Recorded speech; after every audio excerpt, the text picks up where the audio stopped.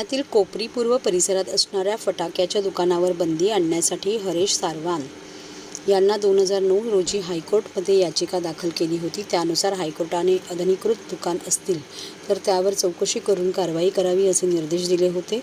त्यावर कोपरी येथील फटाक्यांची होलसेल विक्री करणारे विकी टिकवानी यांनी आपली प्रतिक्रिया दिली आहे। त्याच्या दुकानाचे लायसन हे 1974 पासून घेतले होते आणि दर 5 वर्षांनी ते रिन्यू होते।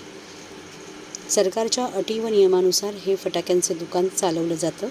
त्यामुळे नियम मोडून जर आम्ही किंवा येथील दुकानदार काही करत असतील तर त्यावर कारवाई करण्यास प्रशासन किंवा पोलीस समर्थ आहे। मेरे ग्रैंडफादर ने 1974 में काम चालू किया था, तभी म्यूनिसिपालिटी था। फिर 1984 में कॉर्पोरेशन हुआ, लाइसेंस सब कैंसिल हुए। तब हमने 1986 में 4 सेंट्रल गवर्नमेंट के एक्सप्लोजिव लाइसेंस एज पर एक्सप्लोजिव एक्ट हमने लिए। तो वो जब ये एक्सप्लोजिव लाइसेंस इशू होता है वो प्रेमाइसेस पे परफेक्ट लीगली सिस्टमैटिक जो एक्ट है वो हिसाब से इशू होता है। और ऑल ओवर इंडिया, ये हमारे महाराष्ट्र थाना के लिए स्पेशल नहीं, ऑल ओवर इंडिया ये रूल है। जो सेंट्रल गवर्नमेंट लाइसेंसीज हैं, जो क्रैकर्स परमानेंट लाइसेंसीज हैं, वो अपने प्रेमाइसेस में धंधा करते हैं और टेम्पररी के लिए प्रशासन उनको अपने ग्राउंड अलॉट करता है। जैसे हमारा कॉर्पोरेशन है, वो ठराविक फीस लेते हैं। ग्राउंड्स है, शिवाजी मैदान, गांधी मैदान, ऐसे बहुत सारे ग्राउंड्स ओपन है, वहां मंडप बांधता है, उनका एक फी लिया जाता है और उनको 5 दिन 6 दिन जो भी कॉर्पोरेशन डिसाइड करता है वो धंधा करने देता है। नियम के बाहर जो होता है वो इलीगल होता है और इलीगल पे कार्रवाई करने के लिए पुलिस और प्रशासन सक्षम है। अभी कैसा है, अभी हमारा दुकान है वो एज पर एक्सप्लोजिव एक्ट है, वो सब फायर ब्रिगेड की एनओसी, सब प्रशासन की जो भी है जो कार्रवाई के हिसाब से ही होता है। फायर ब्रिगेड की गाड़ी आने के लिए अंदर जगह है, हमारी तरफ से जो भी फायर एक्सटिंग्विशर्स है जो भी है कार्रवाई की जाती है। और दिवाली के लास्ट दिन दो फायर ब्रिगेड की गाड़ियां खड़ी होती हैं रेडी हमारे लिए, मतलब ये गवर्नमेंट की तरफ से, कॉर्पोरेशन की तरफ से दी जाती है 2 गाड़ियां, तो वो यहीं खड़ी होती हैं। तो कुछ भी ऐसा दुर्घटना भगवान करके ईश्वर करके ना हो, पर उसके लिए सब तैयारी होती है। उनका क्या, वो जो करते हैं उनको कर दीजिए, हम लीगल बैठे हैं, जो लीगल है वो लीगल जगह पे बैठा है। एक्शन देखिए आप अगर पढ़ेंगे, मतलब जो एक्चुअल जजमेंट है वो मेरे उसमें नहीं है अपने इसमें, पर जो ये है जो ऑल ओवर इंडिया एक रूल है, जो एक्ट है, वो लाइसेंसी अपने जगह पे बैठते हैं और टेम्पररी कॉर्पोरेशन जो ग्राउंड देती है ओपन, वो वहां बैठते हैं। वो ऑल ओवर इंडिया का रूल है, वो हमारे कॉर्पोरेशन के लिए, महाराष्ट्र के लिए स्पेशल रूल नहीं है। वो ऑल ओवर इंडिया में ऐसा ही होता है, हर जगह ग्राउंड पे दी जाती है टेम्पररी जो करते हैं। अभी जस्ट सर्वे नहीं, अभी तो सर्वे नहीं हुआ है, पर सर्वे होता है, उसकी इंस्पेक्शन बरोबर होती है और जो भी ठराविक जो है कायदा, अगर उसको उल्लंघन होता है तो वो चीज इलीगल होती है। और इलीगल पे कार्रवाई के लिए मैं वैसे पहले भी बोला, प्रशासन और पुलिस सक्षम है।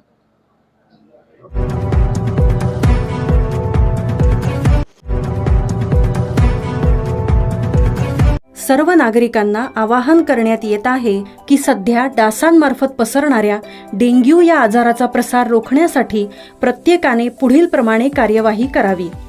डेंग्यू आजार एडिस इजिप्ती हा डास चावल्याने होतो।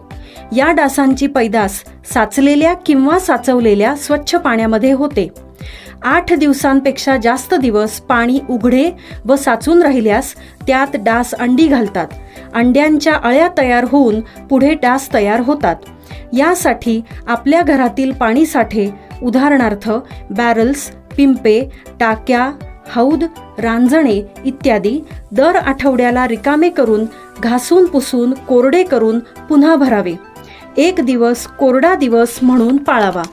पाणी साठ्यांना घट्ट झाकणे बसवावीत किंवा जुनी साडी, चादर, धोतर यांनी बांधून झाकून ठेवावीत, म्हणजे डास त्यात जाऊन अंडी घालणार नाहीत। घराच्या गच्चीवर, आजूबाजूला, अंगणात कोठेही पाणी साचू देऊ नये।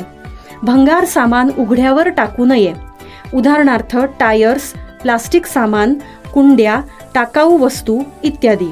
अशा सामानात पावसाचे पाणी साठून त्यात डेंग्यूच्या डासांची पैदास होते।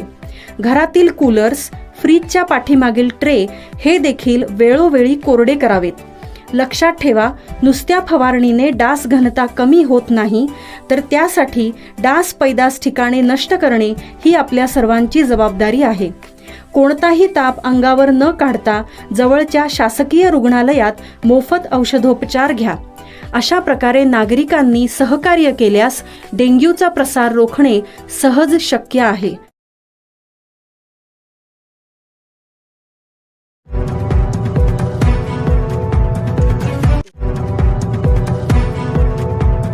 कळव्यात धोकादायक इमारती जीव घेऊ लागल्यात। कळव्यातील विटावा परिसरात प्लास्टर कोसळून एका महिलेचा मृत्यू झाल्याची घटना बुधवारी रात्री उशिरा घडली आहे. मयत महिला ज्या इमारतीमध्ये राहत होती ती इमारत 23 वर्ष जुनी असून इमारतीच्या घराच्या स्लॅबचे प्लास्टर कोसळून या महिलेचा मृत्यू झाला, तर पडझडीत एका वृद्धेला दुखापत झाली. बचाव पथकांनी घटनास्थळी धाव घेत प्लास्टर हटवले. या इमारतीला जागोजागी तडे गेले असून इमारत धोकादायक अवस्थेत आहे. दुसऱ्या घटनेत राबोडीतील जुम्मा मस्जिदजवळ 3 मजली शेरदिल अपार्टमेंट या इमारतीच्या तळमजल्यावरील स्लॅब गुरुवारी दुपारी कोसळल्याची घटना घडली आहे. ही इमारत देखील 20 वर्ष जुनी असून इमारत धोकादायक स्थितीत असल्याने इमारत रिकामी करण्यात आली असल्याची माहिती प्रशासनाकडून देण्यात आली आहे. या दोन्ही घटनांमुळे शहरातील धोकादायक व जीर्ण झालेल्या इमारतींचा प्रश्न पुन्हा ऐरणीवर आला आहे. विटावा येथील सूर्यानगर भागात असलेल्या भवानी चौकात साईनगर चाळ असून चाळीची 1 मजली इमारत आहे. या चाळीतील नवनाथ बोळे यांच्या घरात लीलावती कुंजू या भाड्याने राहतात. त्यांच्या घराच्या स्लॅबचे प्लास्टर कोसळले. यामध्ये चंद्रिका जनार्दन 33 यांचा मृत्यू झाला, तर लीलावती 65 यांच्या उजव्या हाताला किरकोळ दुखापत झाली आहे. घटनेची माहिती मिळताच घटनास्थळी आपत्ती व्यवस्थापन अधिकारी, बीट निरीक्षक व कळवा प्रभाग समितीचे अतिक्रमण विभागाचे कर्मचारी घटनास्थळी आले. त्यांनी जखमींना रुग्णालयात दाखल केले. दुसऱ्या घटनेत राबोडीतील जुम्मा मस्जिदजवळ 3 मजली शेरदिल अपार्टमेंट या इमारतीच्या तळमजल्यावरील सोहेल कुरेशी यांच्या रूमच्या स्लॅबचेही प्लास्टर गुरुवारी दुपारी कोसळले. या खोलीत इस्राईल खान नावाचा इसम भाड्याने राहत असून या घटनेत कोणालाही दुखापत झाली नाही. ही इमारत 20 वर्ष जुनी असून या घटनेनंतर बचाव पथकाने दुर्घटनेनंतर घटनास्थळी धाव घेत प्लास्टर हटवले. मात्र इमारत धोकादायक झाल्याने या इमारतीमधील 8 पेक्षा अधिक रहिवाशांना इमारतीमधून बाहेर काढून सुरक्षित स्थळी त्यांचे स्थलांतर करण्यात आले आहे. या दोन्ही घटनांमुळे शहरातील धोकादायक व जीर्ण झालेल्या इमारतींचा प्रश्न पुन्हा ऐरणीवर आला आहे.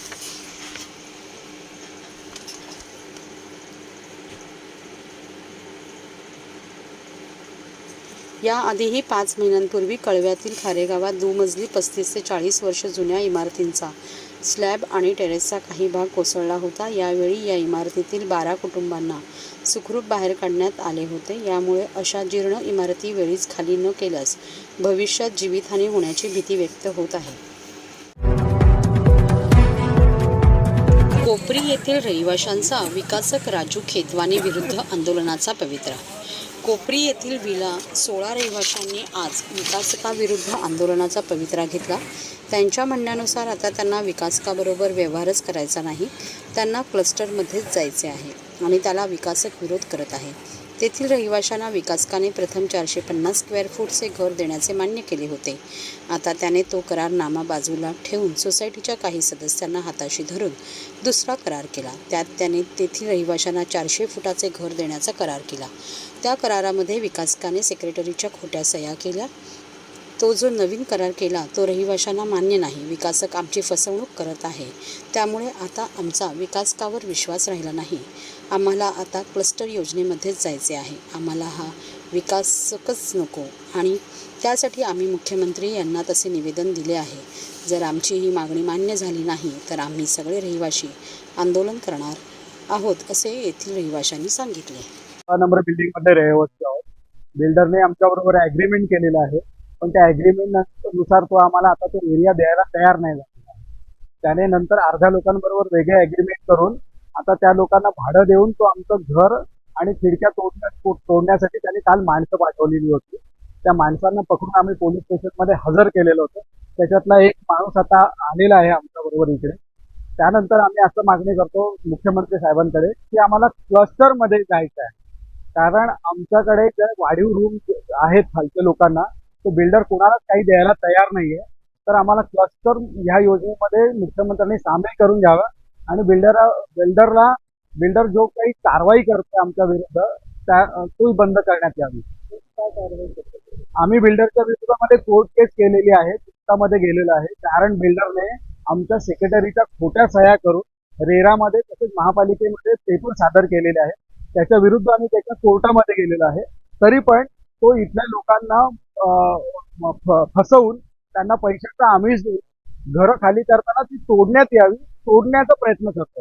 आणि त्याच्या विरुद्ध केस करण्यात यावी हे आमची मागणी आहे. गुन्हा पण दाखल केलेला आहे त्याच्याविरुद्ध. चेअरमन जो त्याच्या बाजूने आहे, बिल्डरच्या बाजूने, विकासक आणि चेअरमन यांचं संगनमत आहे. याच्या विरुद्ध आम्ही कोर्टामध्ये गेले 6 महिने भांडतोय, पण कोणी हजर राहत नाही त्या गोष्टीला. त्याच्या विरुद्ध आता वॉरंट पण काढणार आहे कोर्टामधून. तर हे सगळं आम्ही हायकोर्टामध्ये पण जातोय. त्याने हायकोर्टामध्ये पण त्याने आमच्या विरुद्ध केस टाकलेली होती, त्याच्या विरुद्ध पण आम्ही लढतोय, पण अजून निकाल त्याचा लागलेला नाही.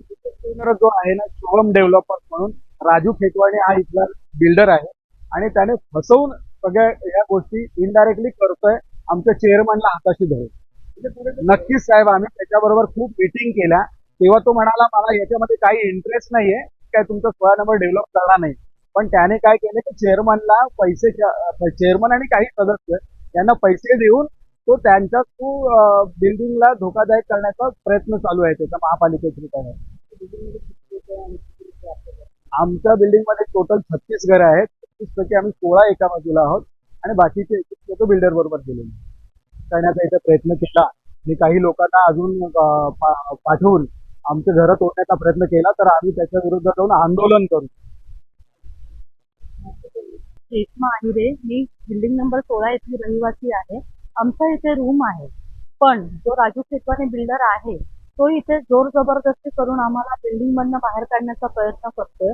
इथल्या लोकांना त्याने सांगितलेलं आहे की तुम्हाला भाडं हवं, जे उर्वरित लोक त्यांच्या बाजूने गेले तर तुम्ही भाडं जर हवं असेल तर तुम्हाला दारा खिडक्या तोडूनच बाहेर निघायचं. या ठिकाणी तुमच्या चॅनलतर्फे तुमच्यातर्फे आमचं हे मुख्यमंत्र्यांकडे मागणं आहे. हा मुख्यमंत्र्यांचा वॉर्ड आहे, ते मुख्यमंत्री आमदारकीला इथूनच इलेक्शन करतात. आम्हाला ह्या राजू खेतवानी पासून सुटका पाहिजे. तो बिल्डर आम्हाला इथे नाहीच पाहिजे. आम्हाला क्लस्टर योजनेमध्ये सामावून घ्या, हेच आमचं मुख्यमंत्र्यांकडे मागणं आहे. नाहीतर शेवटी मग आम्हाला आमच्याकडे जर आधी घरच नसतील तर आम्हाला आमच्या जीवाचं काहीतरी बरं वाईट करून घ्यावं लागेल आणि ह्याच्यासाठी महानगरपालिका, हा बिल्डर, हे लोक जबाबदार असणार आहेत. आम्ही पोलीस स्टेशनला गेलो तर हे लोक पोलीस स्टेशनला पैसे दाबलेले, त्याच्यामुळे पोलीस आम्हाला तिथे दाद देत नाहीयेत कोणत्याही प्रकारची. त्यामुळे मुख्यमंत्र्यांनी इथे लक्ष द्यावं, त्यांच्या वॉर्डामध्ये लक्ष द्यावं. हा बिल्डर त्यांच्या मागे काय इथे धंदे करतोय हे तुम्ही बघा आणि त्याला आळा घाला. हे आमची सर्व कोपरीकरांची मागणी आहे आणि तुमच्या चॅनलतर्फे हीच मागणी आहे की ह्या बिल्डरने जी काही आतापर्यंत वास्तू उभारली आहे ही अत्यंत घाणेरडा कामकाज आहे. याचं कोणीही याच्यामध्ये इन्व्हेस्ट करायच्या आधी विचार करा. पूर्णपणे काम, सगळे स्लॅब पडतायत, पीओपी पडते, फॅन मधून लिकेज आहे, एकदम घाणेरड दर्जाचं काम आहे. पण मुख्यमंत्र्यांकडे हेच मागणं आहे की आम्हाला क्लस्टर योजनेत सामावून. रोज बोलत मी बिल्डिंग नंबर 15-16च्या मागे राहतो. तर आम्हाला असं म्हणणं आहे की आम्हाला क्लस्टरमध्ये सामावून घेतलं पाहिजे, कारण आम्हाला जेवढा एरिया आहे त्याच्यापेक्षा कमी एरिया देणार आहे. तर आम्हाला कमीत कमी सरकारच्या नियमानुसार आम्हाला तेवढं तरी घर मिळालं पाहिजे, ही आमची माफक अपेक्षा आहे. आणि आता 14 नंबरमध्ये पण त्यांनी काही लोकांचे रूम घेतले आणि त्यांना त्याच्यापेक्षा पण कमी रूम देतात आहेत. तर आम्हाला त्याच्यापेक्षा कमी आमचं जेवढं घर आहे किंवा आम्हाला सरकारच्या नियमानुसार आम्हाला आमचं घर भेटलं पाहिजे, एवढीच आमची माफक अपेक्षा आहे. जिल्हा परिषद ठाणे अंतर्गत 431 ग्रामपंचायतीमध्ये फटाके वापर कमी करण्यासाठी आवाहन. माझी वसुंधरा अभियान 4.0 अंतर्गत पंचतत्व लक्षात घेऊन जिल्हा परिषद ठाणेमधील 431 ग्रामपंचायतीमध्ये फटाके वापर कमी करण्यासाठी पुढाकार घेण्यात येत आहे. यामुळे वायू प्रदूषण व ध्वनी प्रदूषण प्रतिबंध होण्यास मदत होईल. तसेच पर्यावरण व जनहितार्थ संरक्षण करण्यासाठी उत्तम कार्य ग्रामपंचायतमार्फत करण्यात येत आहे. वायू प्रदूषण लक्षात घेता माझी वसुंधरा अभियान 4.0 राबवण्यात येत असून सर्व ग्रामपंचायतांना फटाके वापर कमी करण्यासाठी पर्यावरणपूरक दिवाळी साजरी करण्यासाठी ग्रामस्थांना उपमुख्य कार्यकारी अधिकारी श्री प्रमोद काळे यांनी आवाहन केले आहे. वायू, जल, आकाश, पृथ्वी, अग्नी या पंचतत्वानुसार पर्यावरणास हानी होणार नाही व पर्यावरणाची काळजी घेण्यासाठी विविध उपक्रम वेळोवेळी राबवण्यात येत आहे. तसेच ग्रामीण भागात जनजागृती करण्यात येत आहे.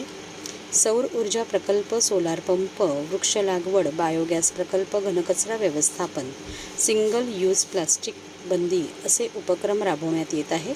तसेच पर्यावरण दूत ग्रामपंचायतीच्या माध्यमातून जनजागृती करत आहेत. जाहिरात असतील तर ह्या नंबरवर संपर्क करा.